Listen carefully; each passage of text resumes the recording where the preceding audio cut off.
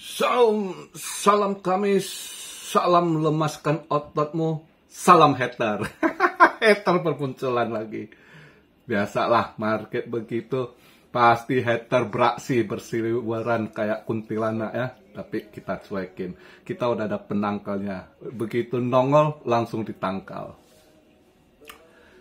Market agak drop ya, merah, kasih merah dikit. Lagi datang bulan. Ya, karena semalam banyak buang barang Amrik ya. Mereka takut karena Coinbase, ya kan, akan di-freeze. Mereka takut juga Binance US akan di-freeze gitu. Kan takut sangkut ya, buang-buang barang lah ya. Jadi makanya harga lebih drop lagi altcoin. Ya kalau buat saya pribadi, saya sih nggak takut. Saya udah pernah ngalami hal-hal begitu. Ya saya cukup tenang, cuma buat kalian saya ngerti pasti banyak yang pertama ngalami gitu ya, mungkin panik agak apa kan ya, nanti kita bahas lah ya di situ. Ini saya buat video market cap di 1 triliun, 099 billion, volume 37,8 billion. Nah, dominance kuat sekali 46,6. Ya, makanya altcoin tambah kecekek. BTC di 26,4, 26.411, Ethereum di 1.838, BNB 260, XRP yang lumayan bagus haul ya, XRP 52 sen. Cardano juga lumayan drop 32 ya kan, Solana 18. Pokoknya koin yang si Gary Gensler ini umumkan lumayan drop lah. Mereka pada lepas barang ya kan. Tapi ya jangan takut, harga koin-koin begitu. Banyak takut mereka buang barang karena takutnya di-freeze gitu. Di-freeze berarti mereka kan nggak bisa ngambil gitu. Maka banyak pada buang barang gitu. Ya. Tapi nanti kalau udah tenang, mereka pasti akan serok lagi gitu. Memang kalau dilihat dari transaksi market, ya kan, dari trading hari ini yang besar itu justru market Asia gitu, market Amrik rendah gitu, ya dari semalam. Ya banyak yang buang-buang barang gitu. Biasalah market selalu begitu. Ada saat ada fear, lagi fear banget gitu ya. Jadi kalau kalian yang udah kehabisan dana, terus biarkan aja kondisi gitu, freshkan otak Anda. Kalau Anda yang takut kena mental, tutup aplikasi, lihat aja nanti gitu saat market kondisi udah baik gitu ya kan, selalu begitu ya. Tiap tahun tiap apa selalu ada gitu. Jadi kalau yang apa pendatang baru yang kena mental, saran saya tutup aplikasi, kerja nyata dulu, nanti lihat kalau market udah reversal balik, market tetap ada saat ke bawah, nanti ada ke atas lagi. Nah saat ke atas Anda baru buka lagi, lihat gitu. Atau kondisi udah tenang, ini kan lagi fear, lagi berantem, ya kan. Jadi kalian kalau udah lihat berita juga, ternyata dendam, ya kan, baru ketahuan si Gary Gensler ini rupanya dendam. Yang si Lintah darat ini satu rupanya pernah nge-apply kerja 2019 kan, mau jadi penasehat Binance, rupanya ditolak gitu ya. Jadi dia ada dendam ini, dan masa dia udah mulai hampir habis juga. Nah ini cuma kalian nggak usah takut gitu ya. Kalau dilihat dari ini, saya kupas satu persatu. Dari kalau kita lihat begitu, kalau udah ketahuan dia juga udah ditekan Kongres. Kabar-kabarnya kayaknya di summer ini dia mau didepak gitu. Mungkin dia udah dapat kabar gitu juga. Jadi dia nggak peduli, pokoknya yang mana dia dendam, yang mau dia sasar, dia masukin aja, ya kan. Termasuk Algo mungkin waktu dia di MIT, di Algo mungkin ada sakit hati juga di situ, ya sekalian dia bahas dendam. Padahal ada videonya. Kalau nanti di pengadilan, saya yakin juga kalau andai kata dibawa ke pengadilan, sekarang kan kalau untuk koin-koin yang dia kategori security atau sekuritas itu kan nggak ada kabar di su. Yang dia su itu kan Binance US sama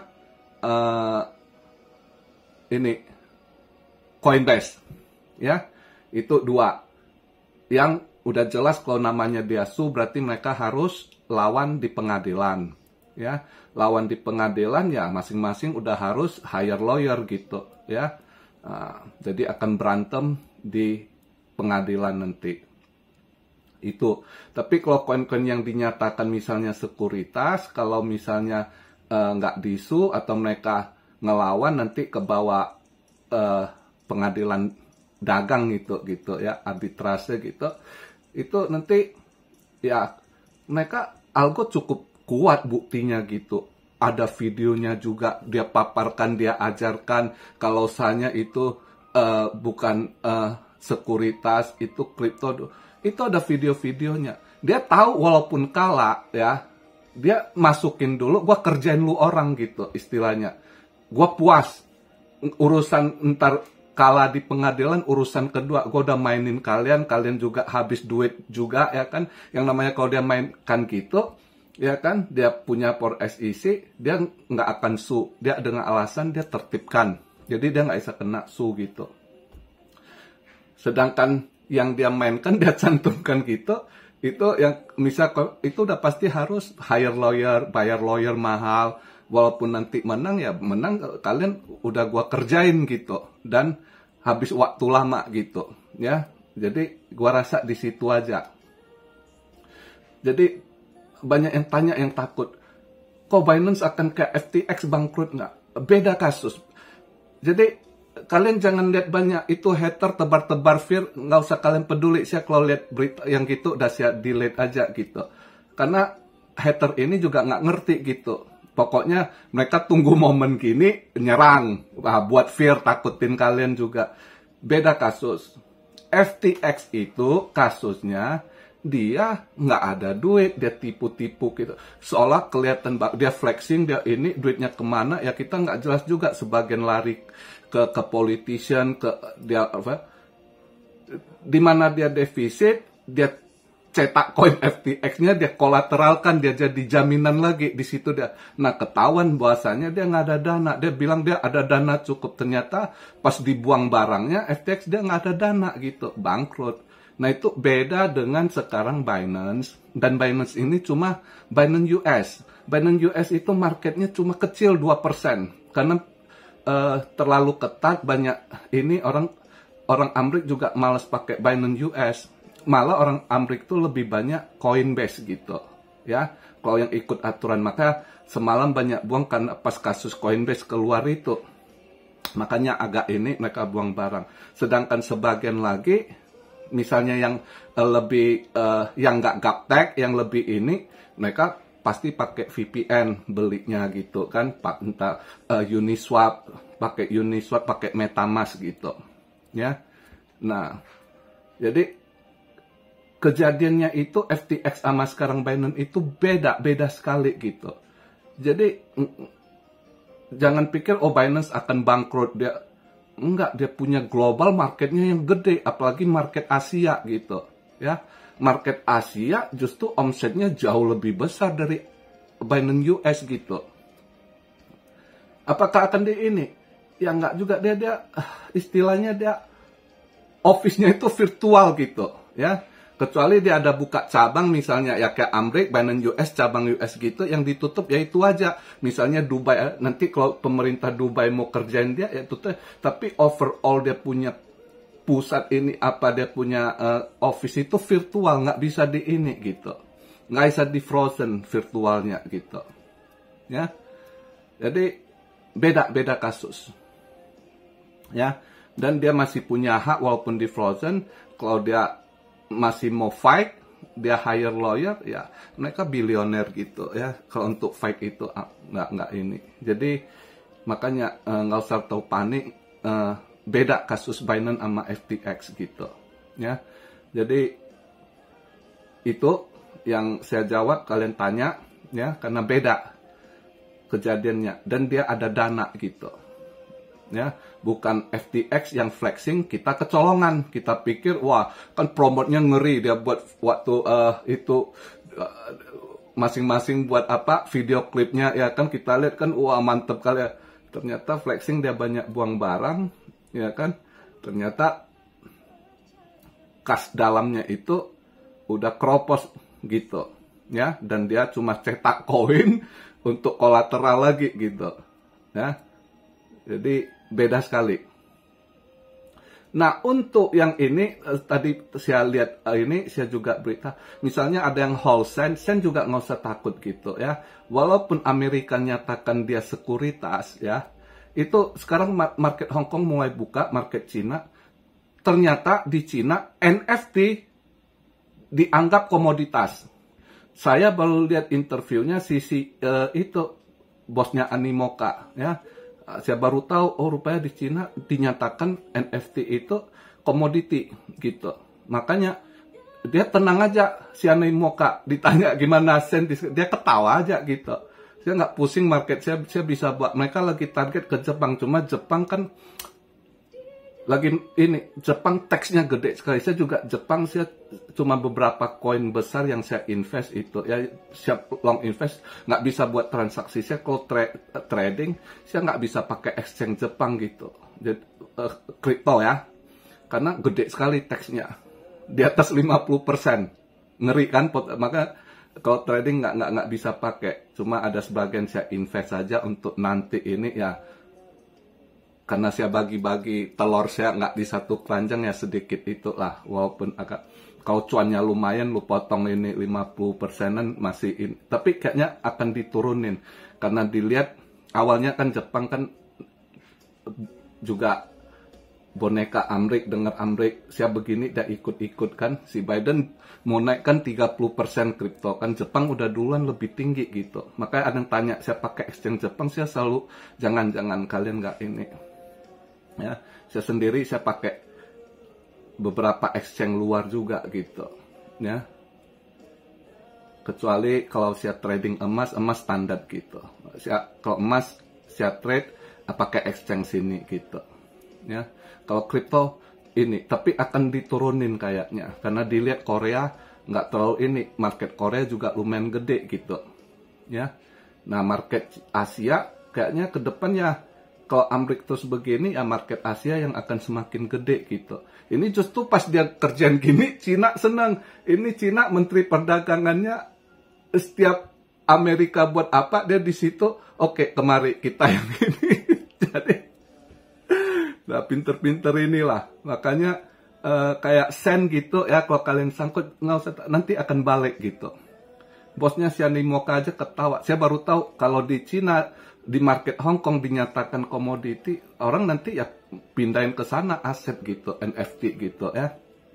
Jadi santai aja dulu, karena sekarang market lagi fair juga, ekonomi lagi nggak baik gitu kan, diam-diam juga banyak krisis pemerintah.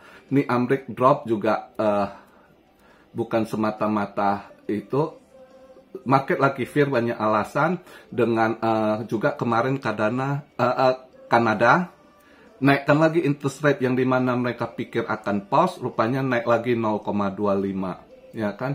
Nah, merah lah tuh market ya kan. Nah, emas juga drop lagi, Rusia rupanya jual emas lagi. Rusia baru berapa bulan lalu lepas emas, kayaknya Rusia butuh banyak duit juga, kehabisan duit kayaknya dia perang. Dia lepas emas juga, sebagian dia ada hold mata uang Chinese yuan juga dia lepas gitu ya. Jadi maka emas juga lumayan merah semalam. Prediksi udah tepat merah. Saya kecepatan TP lagi sisa yang lusa itu kan. Saya pikir, udah lumayan. Nggak tahu bangun pagi, wah buset kenapa ini? Ternyata Rusia ada buang barang juga gitu. Butuh dana dia kayaknya. Nah, beberapa mungkin negara yang agak goyang juga akan mungkin butuh dana jual emas juga, kita nggak tahu. Nah, kalau emas hari ini, tadi saya masuk di ini, gatal tangan, saya lihat dia nendang balik. Semalam kan di 1939 dia tutup ya. Terus saya lihat tadi nendang balik di 1947, Ya udah saya masuk short gitu. Pas di 1947 saya ambil short emas. Ya lihatlah nanti gimana. Karena malam ini ada event juga gitu ya. Nah malam ini kalau kita lihat data gembel lagi. Malam ini ada data gembel. Tapi ini nanti jam 4 ya ada GDP euro. Ini agak ngaruh juga loh. Kita lihatlah agak ini emas dolar gimana jam 4 nanti ya GDP ini. Tapi nanti ya itu jam 7.30 initial jobless claim ya. Itu kalau kita lihat dari ininya forecastnya ada mengalami kenaikan sedikit daripada minggu lalu. Kalau lihat forecastnya di mana minggu lalu dia 232.000. Ini forecast hari ini malam ini mereka prediksi 235.000. Berarti ada mengalami kenaikan ya. Kalau ada betul dia mengalami kenaikan, ya mudah-mudahan kripto bisa agak disorong hijau, mudah-mudahan gitu ya. Kita lihatlah juga nanti agak udah subuh jam 3.30 itu juga agak ngaruh. Ini Fed balance sheet ini, reserve balance sheet ini biasa agak ngaruh juga ke market di jam 3.30 gitu ya. Itu dua event yang mungkin malam ini agak ngaruh ke market.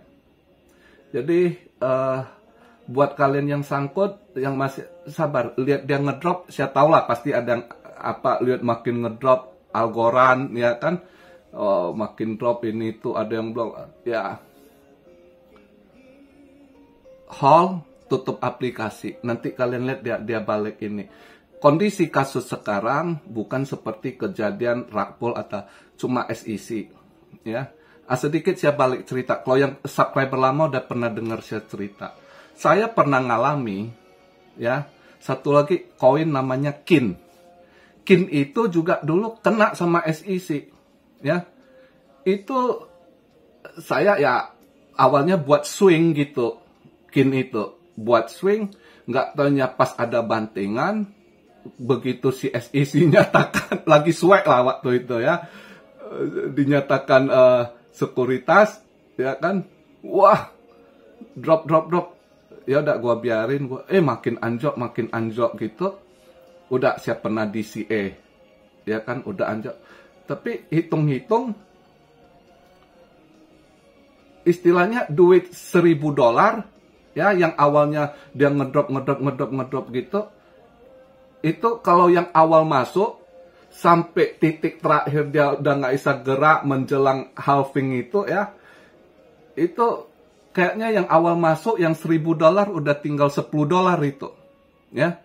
Belum lagi yang DCA ya, udah ini ada 2 kali DCA saya sempat, terus lihat masih anjir, udah saya biarin lah. Alah, ini saya orangnya gitu, panjang jadi ular, pendek jadi kodok, atau ini hangus gitu, saya pikir ya udah. Nggak taunya pas bulan di 2021 dia masuk ke ekosistem Solana, saya nggak lihat akun saya lagi, saya nggak ini gitu kan. Pas waktu rebound, pas habis banting Mei, si Elon itu terus Juli nanjak balik, itu pas ada suntik dana QE Fed itu. Nah di situ nakin melonjak di situ, kalau nggak salah saya ya, karena saya kadang lupa kejadian 2 tahun lebih gitu, 2 tahun yang lalu. Jadi pas saya buka wallet, loh kok wallet saya lagi penuh gitu, cek wallet kan, ini kan istilahnya yang udah mayat hidup balik gitu, zombie hidup balik gitu. Terus ya akhirnya saya berapa ya, sempat nyendak duit itu ada 3 tahun lah gitu ya. Tapi yang saya pikir udah mati gitu, itu koin saya pikir udah mati gitu ya, nggak taunya balik modal, syukur gitu ya. Jadi saya pernah ngalamin yang begitu, makanya saya hari ini ngadepin market gitu saya kenapa tenang, karena saya pernah ngadepin yang worst skenario gitu, yang kita nggak pernah tahu namanya market. Saya kan berkali-kali jelaskan, kalau lagi soek, begitu Anda ambil, langsung ngedam. Saya juga pernah buat padahal buat swing itu, pikir ya udah saya swing, nggak tanya kena banting, SEC itu dulu si Hinman, bukan Gary Gensler. Tapi akhirnya saya balik modal kok, gitu. Jadi makanya tenangkan hati, Anda jangan dikit-dikit CL nggak kok atau. Yang penting saya ingatkan, asal Anda hold itu benar-benar uang dingin, Anda tahu namanya Anda masuk dunia kripto itu bukan kripto aja, di saham juga Anda udah harus tahu, Anda juga akan siap kehilangan. Jangankan di dunia Anda di bisnis aja juga kadang-kala Anda akan rugi, Anda akan hilang gitu. Ya kan? Jadi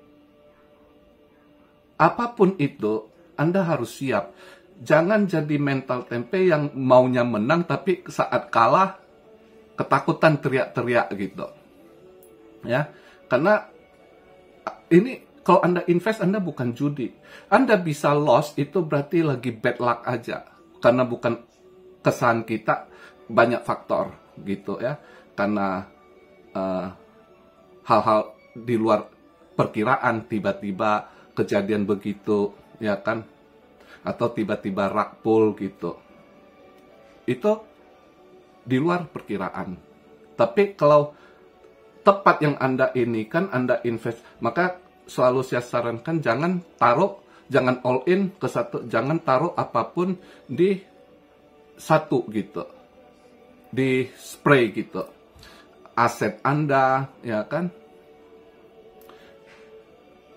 Jangan taruh telur dalam satu keranjang, itu aja poinnya, ya. Jadi begitu aja yang bisa saya sampaikan di video hari ini. Market nggak ini, ya kita lihatlah.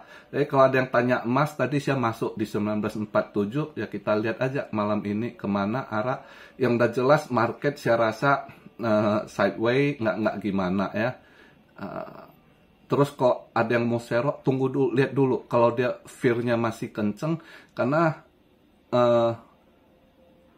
juga Amrik mortgage masalah lagi, bank run lagi gitu, ya masih ada bank run lagi gitu, makanya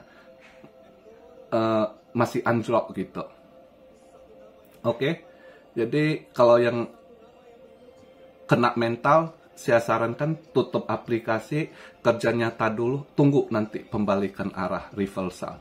Market tetap gitu. Bagaimana dari istilahnya market ya, dari zaman, lihatlah Wall Street, market saham Amerika, mau dia dunia perang dunia ke-1, perang dunia ke-2, walaupun dia udah drop terus nanti ada masanya naik, ya kan, nanti krisis lagi, drop lagi, ya gitu-gitu. Nah Anda kalau ya, nggak usah terlalu takut gitu, selama Anda yakin apa yang Anda pegang gitu. Jangan terlalu banyak dengar orang ngomong, Anda yang putuskan sendiri, karena itu aset Anda gitu. Ya, itu aja masukan dari saya. Salam buat hater, ya. Happy hater. Hari Kamis, lemeskan ototmu. Salam Syario dari Tokyo. God bless you all. Be blessed, be blessed, be blessed. Immanuel, haleluya.